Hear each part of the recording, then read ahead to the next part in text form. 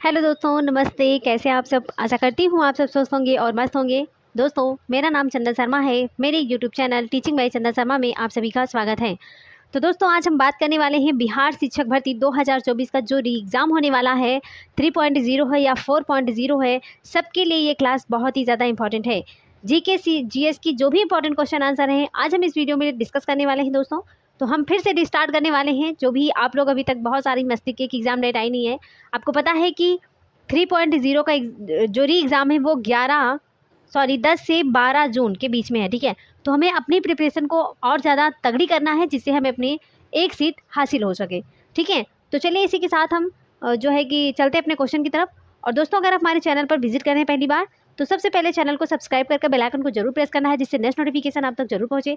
ये सेशन आप और इस सेशन को आप लोग ना लाइक करके शेयर कर दीजिए, उसके बाद में हम कंटिन्यू क्लास करते हैं। ओके, चलिए लाइक कर दीजिए, शेयर कर दीजिए, उसके बाद में हम कंटिन्यू क्लास करते हैं। चलिए, मेरा पहला क्वेश्चन है, आप देख सकते हैं। खेलो इंडिया एनटीपीसी राष्ट्रीय रैंकिंग तीरंदाजी प्रतियोगिता में रजत पदक किसने जीता? क्वेश्चन ये है कि खेलो इंडिया एनटीपीसी राष्ट्रीय रैंकिंग तीरंदाजी प्रतियोगिता में रजत पदक किसने जीता है? ऑप्शन ए है शीतल देवी है, बी है दीपिका कुमारी, सी है शैलजा सिन्हा, डी है मुस्कान सिंह। तो दोस्तों, खेलो इंडिया एनटीपीसी राष्ट्रीय रैंकिंग तीरंदाजी प्रतियोगिता में रजत पदक किसने जीता है? इसका राइट आंसर हो जाएगा ऑप्शन ए, शीतल देवी ने। किसने? शीतल देवी जो थी वो रजत पदक जीती थी। चलिए आगे देखते हैं। नेक्स्ट क्वेश्चन है कि संयुक्त सैन्य अभ्यास डस्टली का आयोजन भारत और किस देश के सेना के बीच किया जा रहा है? तो संयुक्त सैन्य अभ्यास डस्टली का आयोजन भारत और किस देश की सेना के बीच किया जा रहा है? ऑप्शन ए है जर्मनी, बी है उज्बेकिस्तान, सी है मंगोलिया, डी है ब्राज़ील। तो दोस्तों, इसका राइट आंसर हो जाएगा option B, Dustlik Uzbekistan. Bharat और उज्बेकिस्तान के बीच में डस्टलिक अभ्यास, जो संयुक्त सैन्य अभ्यास है ना, डस्टलिक, इसका आयोजन किया जा रहा है। चलिए आगे देखते हैं। नेक्स्ट क्वेश्चन है, हाल ही में सरबजीत जयबेली बालदेव का निधन हो गया है, वह किस क्षेत्र से संबंधित है? वेरी इंपॉर्टेंट क्वेश्चन है, करंट अफेयर की भी क्वेश्चन है दोस्तों। ये सारे हम पहले करंट अफेयर को डिस्कस करेंगे, उसके बाद में जीके जीएस को। तो हाल ही में सरबजीत जयबेली बालदेव का निधन हो गया, वह किस क्षेत्र से संबंधित है? ऑप्शन ए है पत्रकारिता, बी है विज्ञान, सी है गायन, डी है राजनीति। तो इसका राइट आंसर क्या हो जाएगा दोस्तों? इसका राइट आंसर हो जाएगा ऑप्शन सी, हो जाएगा गायन, ठीक है। ऑप्शन सी गायन। चलिए आगे देखते हैं। नेक्स्ट क्वेश्चन है, स्वदेशी मुद्दों पर संयुक्त राष्ट्र अस्थायी मंच के 23वें सत्र का आयोजन कहाँ किया गया है? स्वदेशी मुद्दों पर संयुक्त राष्ट्र अस्थायी मंच के 23वें सत्र का आयोजन कहाँ किया गया है? ऑप्शन ए है न्यू दिल्ली, बी है न्यूयॉर्क, सी है पेरिस, डी है हैग। तो इसका राइट आंसर हो जाएगा ऑप्शन बी, न्यूयॉर्क, ठीक है। स्वदेशी मुद्दों पर संयुक्त राष्ट्र अस्थायी मंच के 23वें सत्र का आयोजन कहाँ किया जा रहा है? न्यूयॉर्क में। चलिए नेक्स्ट क्वेश्चन पे बात करते हैं दोस्तों। ग्रीनफील्ड नोएडा अंतर्राष्ट्रीय हवाई अड्डे ने फ्यूल पाइपलाइन के लिए किसके साथ समझौता किया है? ग्रीनफील्ड नोएडा अंतर्राष्ट्रीय हवाई अड्डे ने फ्यूल पाइपलाइन के लिए किसके साथ समझौता किया है? ऑप्शन ए है IOCL, बी है BPCL, सी है रिलायंस इंडस्ट्री, डी है HPCL। चलिए आपको बताना है इसका राइट आंसर क्या हो जाएगा। इसका राइट आंसर है ऑप्शन बी, BPCL, ठीक है, BPCL। नेक्स्ट क्वेश्चन पे बात करते हैं। हाल ही में नंदलाल बोस की पुण्यतिथि मनाई गई है, वो किस क्षेत्र से संबंधित है? वेरी इंपॉर्टेंट क्वेश्चन है कि हाल ही में नंदलाल बोस की पुण्यतिथि मनाई गई है और वो किस क्षेत्र से संबंधित है? ऑप्शन ए है कृषि, बी है पत्रकारिता, सी है चित्रकारी, डी है लेखन। इसका राइट आंसर क्या हो जाएगा बताइए। तो दोस्तों, इसका राइट आंसर हो जाएगा ऑप्शन सी, चित्रकारी, ठीक है। नंदलाल बोस की पुण्यतिथि मनाई गई है, वो किस क्षेत्र से संबंधित है? तो चित्रकारी से संबंधित है, ठीक है। चलिए आगे देखते हैं। नेक्स्ट क्वेश्चन है, अहमद अब्दुल्ला अल अहमद अल सबा किस देश के नए प्रधानमंत्री बने हैं? ऑप्शन ए है सऊदी अरब के हैं, या फिर कुवैत के हैं, बहरीन के हैं, या फिर कतर के हैं। अहमद अब्दुल्ला अल अहमद अल सबा किस देश के नए प्रधानमंत्री बने हैं? इसका राइट आंसर हो जाएगा ऑप्शन बी, कुवैत के। कहाँ के? कुवैत के नए प्रधानमंत्री बने हैं अहमद अब्दुल्ला अल अहमद अल सबा। कितना बड़ा नाम है ना? आप लोग इसको समझ नहीं पाओगे, इतने बड़े नाम कैसे आप लोग याद कर पाओगे। चलिए आगे देखते हैं। नेक्स्ट क्वेश्चन है, वर्ल्ड फ्यूजन एनर्जी समिट 2024 का आयोजन कहाँ किया जा रहा है? तो वर्ल्ड फ्यूचर एनर्जी समिट 2024 का आयोजन कहाँ किया जा रहा है? ऑप्शन ए है नई दिल्ली, बी है ढाका, सी है दुबई, डी है अबू धाबी। तो दोस्तों, इसका राइट आंसर हो जाएगा option D, Abu Dhabi. Okay, चलिए नेक्स्ट क्वेश्चन पे बात करते हैं। किसे हाल ही में सांख्यिकी और कार्यक्रम क्रियान्वयन मंत्रालय के सचिव का अतिरिक्त प्रभार दिया गया है? ऑप्शन ए है अतुल गर्ग, बी है अजय कुमार सिन्हा, सी है रमेश कुशवाहा, डी है सौरभ गर्ग। इसका राइट आंसर हो जाएगा दोस्तों ऑप्शन डी हो जाएगा सौरभ गर्ग। सांख्यिकी और कार्यक्रम कार्यान्वयन मंत्रालय के सचिव का अतिरिक्त जो प्रभार है उसको सौरभ गर्ग को दिया गया है। किसको? सौरभ गर्ग को। ठीक है, चलिए नेक्स्ट क्वेश्चन पे बात करते हैं।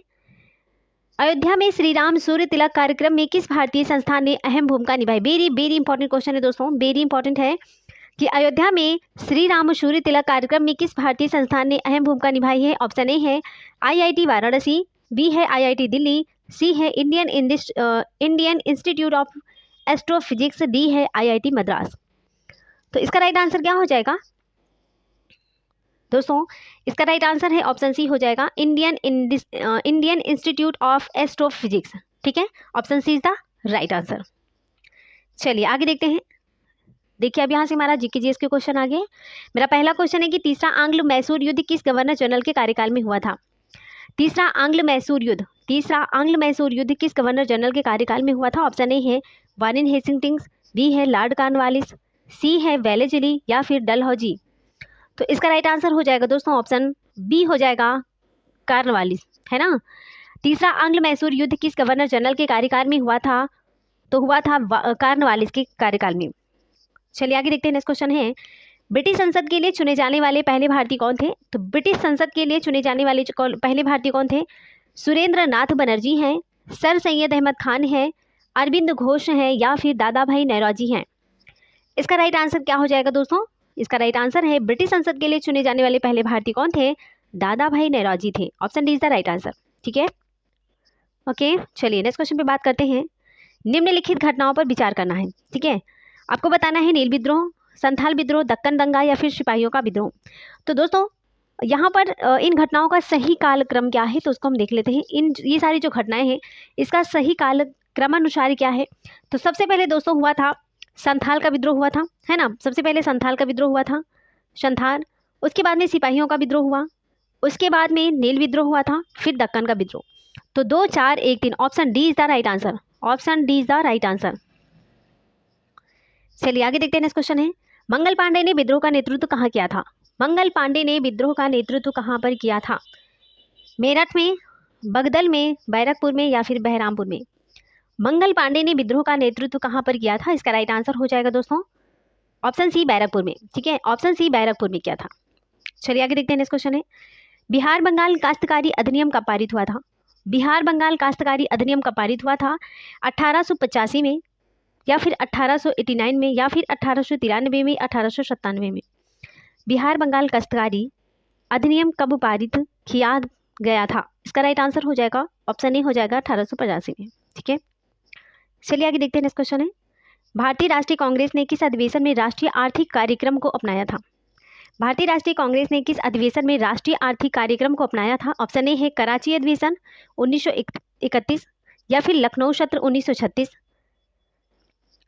या फिर फैजपुर अधिवेशन 1937 या फिर बॉम्बे अधिवेशन 1934। आपको बताना है इसका राइट आंसर क्या हो जाएगा। इसका राइट आंसर है ऑप्शन ए हो जाएगा कराची अधिवेशन 1931। ठीक है, कराची अधिवेशन 1931। चलिए आगे देखते हैं। नेक्स्ट क्वेश्चन है कि वर्ष 1823 में लाइसेंसिंग रेगुलेशन एक्ट किसने पेश किया था? तो वर्ष 1823 में लाइसेंसिंग रेगुलेशन एक्ट किसने पेश किया था? ऑप्शन ए है जेम्स आउट्रम या फिर विलियम अगस्टिन है, जॉन एडम्स है या फिर विलियम बेंटिक है। तो वर्ष 1823 में लाइसेंसिंग रेगुलेशन एक्ट किसने पेश किया था? इसका राइट आंसर हो जाएगा ऑप्शन सी जॉन एडम्स। चलिए आगे देखते हैं। नेक्स्ट क्वेश्चन है निम्नलिखित में से किसने नील दर्पण का अंग्रेजी में अनुवाद किया था? आपको बताना है, ये वेरी इंपॉर्टेंट है। नील दर्पण का अंग्रेजी में अनुवाद किसने किया था? बताइए इसका राइट आंसर क्या हो जाएगा। मधुसूदन दत्त, है ना। कौन? ऑप्शन बी हो जाएगा मधुसूदन दत्त। चलिए नेक्स्ट क्वेश्चन देखते हैं। समाचार पत्र हिंदुस्तान टाइम्स के संपादक कौन है? वेरी इंपॉर्टेंट क्वेश्चन ये भी है। समाचार पत्र हिंदुस्तान टाइम्स के संपादक कौन है? इसका राइट आंसर हो जाएगा दोस्तों, इसका राइट आंसर हो जाएगा option C KM. Padikkar. KM. Padikkar हैं। ठीक है, चलिए आगे देखते हैं। नेक्स्ट क्वेश्चन है पुस्तकें राजयोग, कर्मयोग, ज्ञान योग और भक्ति योग किसके द्वारा लिखी थी? वेरी वेरी इंपॉर्टेंट क्वेश्चन है। ऐसा कोई एग्जाम नहीं है जिसमें क्वेश्चन नहीं आता। कि पुस्तकें हैं राजयोग, कर्मयोग, ज्ञान योग, है ना। राजयोग, कर्मयोग, ज्ञान योग और भक्ति योग किसके द्वारा लिखित है? ऑप्शन ए है पतंजलि, बी है स्वामी विवेकानंद या फिर स्वामी दयानंद सरस्वती हैं या फिर जैमिनी हैं। तो पुस्तकें हैं राजयोग, कर्मयोग, ज्ञान योग और भक्ति योग। ये सारी जो पुस्तकें हैं ये किसके द्वारा लिखित हैं? इसका राइट आंसर हो जाएगा दोस्तों ऑप्शन बी हो जाएगा, स्वामी विवेकानंद के द्वारा। ये सारी पुस्तकें स्वामी विवेकानंद के द्वारा लिखित है। ये क्वेश्चन बहुत इंपॉर्टेंट है, कहीं पूछ लेंगे राजयोग, कर्मयोग या फिर कहीं पर ज्ञान योग या फिर कहीं पर भक्ति योग भी पूछ सकते हैं। तो इसलिए हमें ये सारी पुस्तकों के नाम आपको अच्छे से लर्न कर लेना है, ठीक है।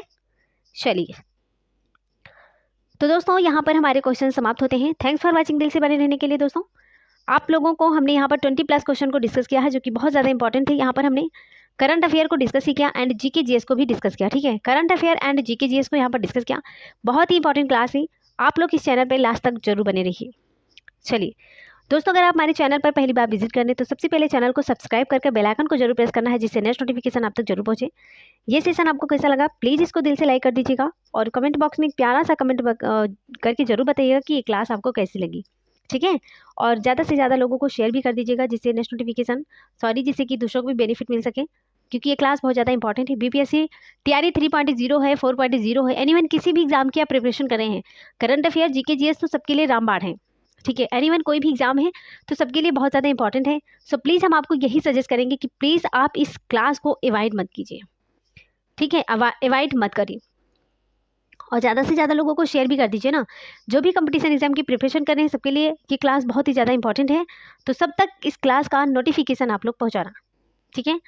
तो चलिए इसी के साथ हम मिलेंगे दोस्तों नेक्स्ट वीडियो में। तब तक के लिए bye bye, take care, see you.